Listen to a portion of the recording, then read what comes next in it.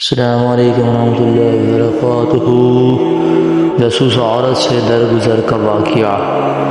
ابو عبد الرحمن سلمی کا بیان ہے کہ حضرت علی رضی اللہ تعالی عنہ نے فرمایا کہ رسول اللہ صلی اللہ علیہ وآلہ وسلم نے مجھے، حضرت زبیر بن عوام اور حضرت ابو مسعود غنوی کو، جبکہ ہم تینوں سوار تھے، ایک مہم پر روانہ کیا اور فرمایا کہ تم جاؤ یہاں تک کہ جب روضہ خاخ کے پاس پہنچو گے تو تمہیں مشرکوں کی ایک عورت ملے گی جس کے پاس حاطب بن ابو بلتعہ کا خط ہے، جسے لے کر مشرکین کی طرف جا رہی ہے۔ حضرت علی رضی اللہ تعالیٰ عنہ فرماتے ہیں کہ ہم نے اسے اونٹ پر جاتے ہوئے جا لیا جیسا کہ ہم سے رسول اللہ صلی اللہ علیہ وسلم نے فرمایا تھا۔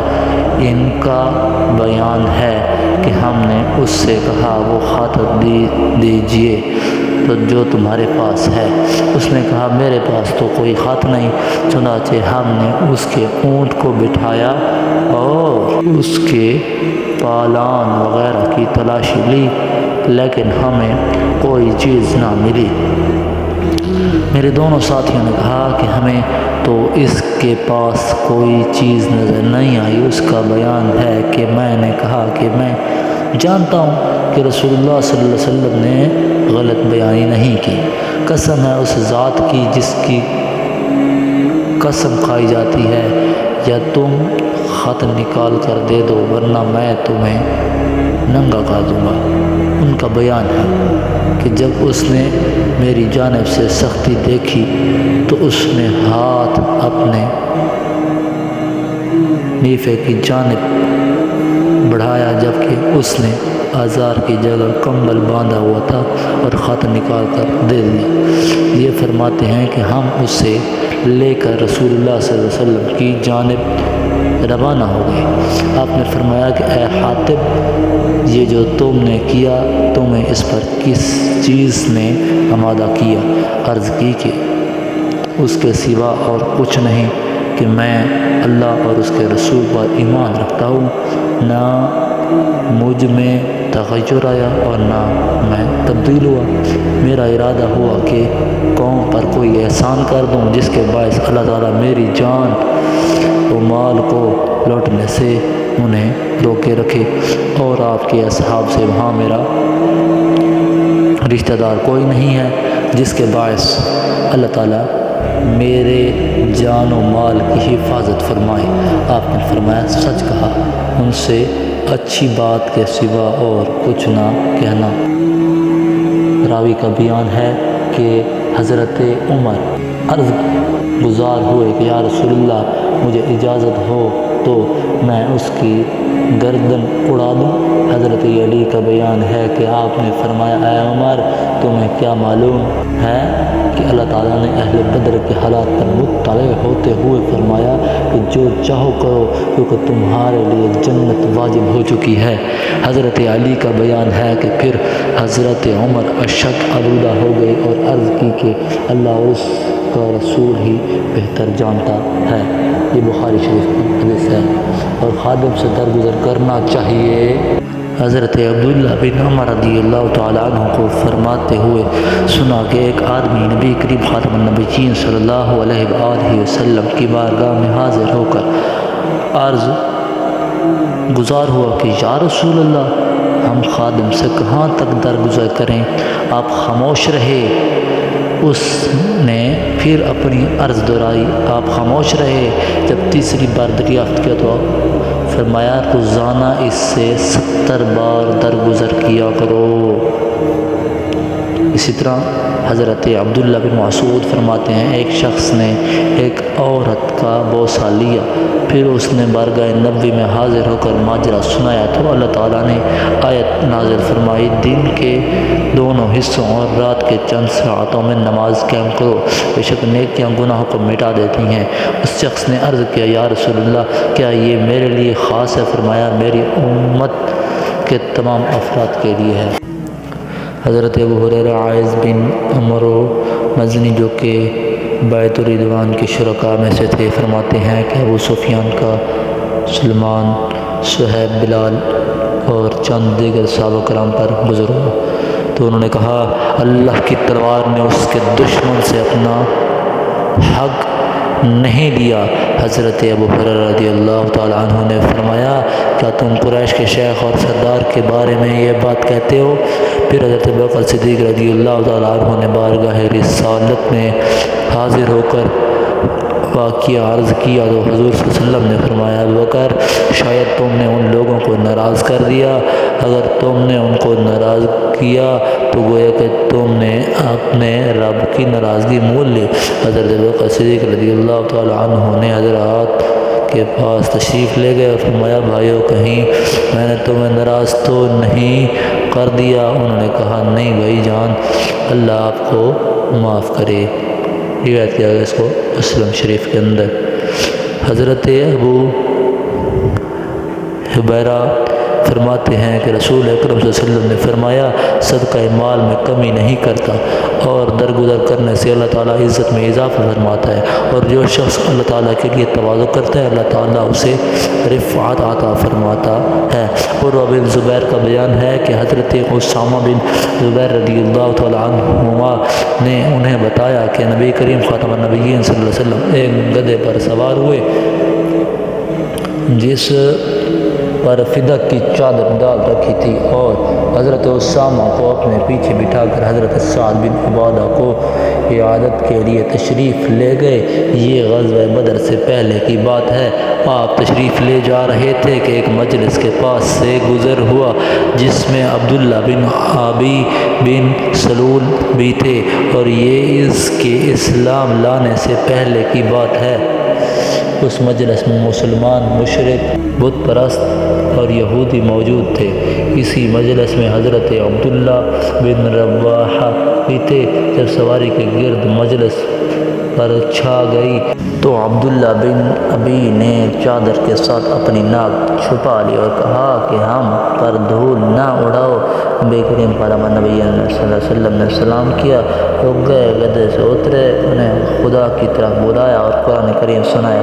بس عبداللہ بن ابی نے کہا اے بھلے مانس، جو کچھ تم کہہ رہے ہو میں اس سے اچھا نہیں سمجھتا، اگر تم حق پر ہو تو ہماری مجلس میں اس کے ذریعے ہمیں نہ ستاؤ، اپنے گھر چلے جاؤ اور جو تمہارے پاس آئے اسے یہ قصہ سنا دیا کرو۔ حضرت ابن رواحہ عرض گزار ہوئے کہ یا رسول اللہ آپ ہماری مجالس میں تشریف لایا کریں، ہمیں یہ بہت پسند ہے۔ اس پر مسلمانوں، مشرکوں اور یہودیوں میں تو میں ہونے لگی ہے، تو اور میں ہونے لگی ہے، اور ایک دوسرے پر حملہ آور ہونے کے قریب تھے۔ جب تک وہ خاموش ہوئے نبی کریم خاتم النبیین صلی اللہ علیہ وسلم وہیں تشریف فرما رہے۔ پھر نبی کریم خاتم النبیین صلی اللہ علیہ وسلم اپنے جانور پر سوار ہو کر حضرت سعد بن عبادہ کے پاس پہنچ گئے اور ان سے فرمایا اے سعد، کیا تم نے وہ بات سنی جو ابو حباب یعنی عبداللہ بن ابی نے کہی تھی ہے؟ حضرت سعد عرض گزار ہوئے یا رسول اللہ، یا حبیب اللہ، اسے معاف کر دیجئے اور اس سے درگزر فرمائیے، کیونکہ اللہ نے آپ کو رحمت للعالمین بنایا ہے۔ بات یہ ہے کہ اس شہر کے لوگ جمع ہو کر اس کی تاج پوشی کرنا چاہتے تھے کہ سرداری کی پگڑی اس کے سر پر رکھیں، لیکن اس حق کے سبب جو اللہ نے آپ کو مرحمت فرمایا یہ بات رک گئی تو وہ ایسی ہی حرکتیں کرتا رہتا ہے جیسی کہ حضور صلی اللہ علیہ وسلم نے ملاحظہ فرمائی ہے۔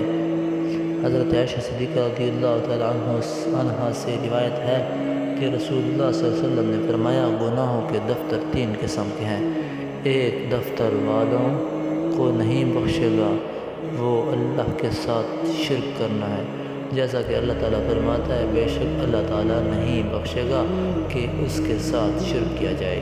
دوسرے دفتر والوں کو اللہ تعالیٰ نہیں چھوڑے گا جنہوں نے بندوں پر ظلم کیا ہوگا، یہاں تک کہ ایک کا دوسرے سے بدلہ لیا جائے گا۔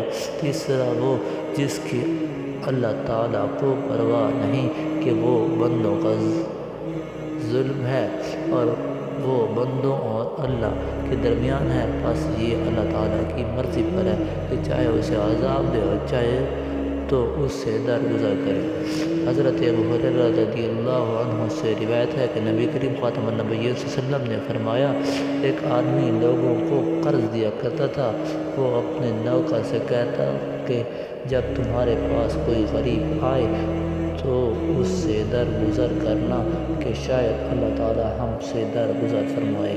فرمایا کہ جب اس نے وفات پائی تو اللہ تبارک و تعالی نے اس سے بخش دیا۔ اسی طرح حضرت انس فرماتے ہیں کہ میں حضور صلی اللہ علیہ وسلم کی ہمراہ جا رہا تھا، یعنی کہ حضور صلی اللہ علیہ وسلم کے ساتھ جا رہا تھا، اور آپ پر موٹے کناروں والی نجرانی چادر تھی۔ ایک اعرابی آیا اور اس نے چادر سے پکڑ کر آپ کو اپنی طرف زور سے کھینچا۔ میں نے دیکھا کہ شدت کے ساتھ کھینچنے کی وجہ سے آپ کی گردن پر نشان پڑ چکے تھے۔ پھر کہا محمد صلی اللہ علیہ وسلم اللہ تبارک و تعالیٰ کے اس مال میں سے جو آپ کے پاس ہے میرے لیے حکم دے۔ آپ نے اس کی طرف دیکھا تو مسکرا پڑے اور پھر اسے کچھ عطا کرنے کا حکم دی۔ بخاری شریف کی ہدایت ہے۔ اسی طرح حضرت انس فرماتے ہیں جبرائیل علیہ السلام ایک دن حضور صلی اللہ علیہ وسلم کی خدمت میں حاضر ہوئے اور حضور صلی اللہ علیہ وسلم رنجیدہ بیٹھے تھے۔ چہرہ اقدس اہل مکہ کے مارنے کی وجہ سے خون آلودہ تھا۔ جبرائیل نے دریافت کیا آپ کو کیا ہو گیا کہ آپ غمگین ہیں؟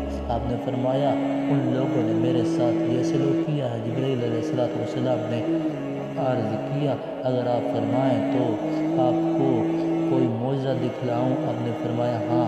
آپ نے اس درخت کی جانب اشارہ کر کے فرمایا اسے بلائیے۔ آپ نے اسے بلایا تو وہ آپ کے سامنے آ کر کھڑا ہو گیا۔ جبرائیل علیہ السلام بولے اس کو واپس جانے کو کہیے۔ آپ نے اسے واپس جانے کو کہا تو وہ اپنی جگہ واپس چلا گیا۔ نبی کریم صلی اللہ علیہ وسلم نے ارشاد فرمایا میرے لیے اتنا ہی کافی ہے۔ اسی طرح حضرت ابو سعید سے روایت ہے کہ نبی کریم خاتم النبیین صلی اللہ علیہ وآلہ وسلم نے فرمایا آگاہ رہو کہ میرے خاص مشیر جن کی طرف میرا اعلان تبع ہے میرے اہل بیت ہیں اور میرے دلی دوست انصار ہیں، ان کے بروں سے درگزر کرو اور ان کے نیک لوگوں سے قبول کرو۔ حضرت عائشہ صدیقہ نے فرمایا کہ رسول اللہ صلی اللہ علیہ وسلم کو جب بھی دو کاموں میں سے ایک کا اختیار دیا گیا تو آپ نے ان میں سے آسان کو اختیار فرمایا جبکہ اس میں گناہ نہ ہو۔ اگر اس میں گناہ ہوتا تو آپ اس سے سب کی نسبت زیادہ دور رہتے، اور رسول اللہ صلی اللہ علیہ وسلم نے اپنی ذات کا ہرگز کبھی بدلہ نہیں لیا ماں سوائے اس کے اللہ تعالیٰ کی حرام فرمائی ہوئی حد کو توڑا جاتا تو اس کا اللہ کے لیے بدلہ لیا کرتے۔ اور اسی طرح حضرت عائشہ صدیقہ رضی اللہ تعالی عنہ فرماتی ہیں حضور صلی اللہ علیہ وسلم نہ تو طبی طور پر فحش کہنے والے تھے اور نہ بے تکلف فحش گو تھے۔ اسی طرح آپ بازاروں میں چلانے والے بھی نہیں تھے اور برائی کا بدلہ برائی سے نہ دیتے بلکہ معاف کر دیتے اور درگزر فرماتے۔ اسی طرح حضرت انس رضی اللہ تعالیٰ عنہ بیان کرتے ہیں کہ میں نے نبی کریم خاتم النبیین صلی اللہ علیہ وسلم کی خدمت اقدس میں حاضر تھا کہ آپ صلی اللہ علیہ وسلم کے پاس ایک شخص آیا اور اس نے عرض کیا یا رسول اللہ یا حبیب اللہ میں ایک ایسا گناہ کر کے بیٹھا ہوں جس پر حد لازم آتی ہے، لہٰذا آپ صلی اللہ علیہ وسلم مجھ پر حد نافذ کیجیے۔ حضرت انس رضی اللہ تعالی عنہ کہتے ہیں کہ آپ صلی اللہ علیہ وآلہ وسلم نے اس سے اس کے بارے میں کوئی سوال نہ کیا۔ پھر نماز کا وقت ہو گیا اور اس شخص نے نبی کریم خاتم النبیین صلی اللہ علیہ وسلم کے ساتھ نماز پڑھی۔ جب نبی کریم خاتم النبیین صلی اللہ علیہ وسلم نماز پڑھا چکے تو وہ پھر آپ صلی اللہ علیہ وسلم کی خدمت میں آیا اور کہنے لگا یا رسول اللہ، یا حبیب اللہ، میں نے ایک ایسا گناہ کیا جس پر حد لازم آتی ہے، تو آپ صلی اللہ علیہ وسلم مجھ پر حکم خدا کے مطابق حد نافذ کیجیے۔ نبی کریم خاتم النبیین صلی اللہ علیہ وآلہ وسلم نے فرمایا کیا تم نے ہمارے ساتھ نماز نہیں پڑھی تھی؟ اس نے عرض کیا ہاں پڑھی تھی۔ آپ صلی اللہ علیہ وسلم نے فرمایا اللہ تعالیٰ نے تیرے گناہ معاف فرما دیے ہیں۔ آپ صلی اللہ علیہ وسلم نے فرمایا تیری حد معاف فرما دی گئی ہے۔ روزے مرہ کے کام خود کرنا۔ حضرت عبداللہ بن عامر رضی اللہ تعالی عنہ بیان کرتے ہیں کہ ایک مرتبہ آپ کی نالین اقدس کا تسمہ ٹوٹ گیا اور آپ اپنے دست مبارک سے اس کو درست فرمانے لگے۔ میں نے عرض کیا یا رسول اللہ صلی اللہ علیہ وسلم، یا حبیب اللہ صلی اللہ علیہ وسلم، مجھے دیجیے میں اس کو درست کر دوں گا۔ میری اس درخواست پر ارشاد فرمایا کہ یہ صحیح ہے کہ تم اس کو ٹھیک کر دو گے، مگر میں اس کو پسند نہیں کرتا تاکہ میں تم لوگوں پر اپنی برتری اور بڑائی ظاہر کروں۔ اسی طرح صحابہ کرام رضی اللہ عنہم آپ کو کسی کام میں مشغول دیکھ کر بار بار درخواست عرض کرتے تھے کہ یا رسول اللہ انظر حالنا، یا حبیب اللہ اسمع قالنا۔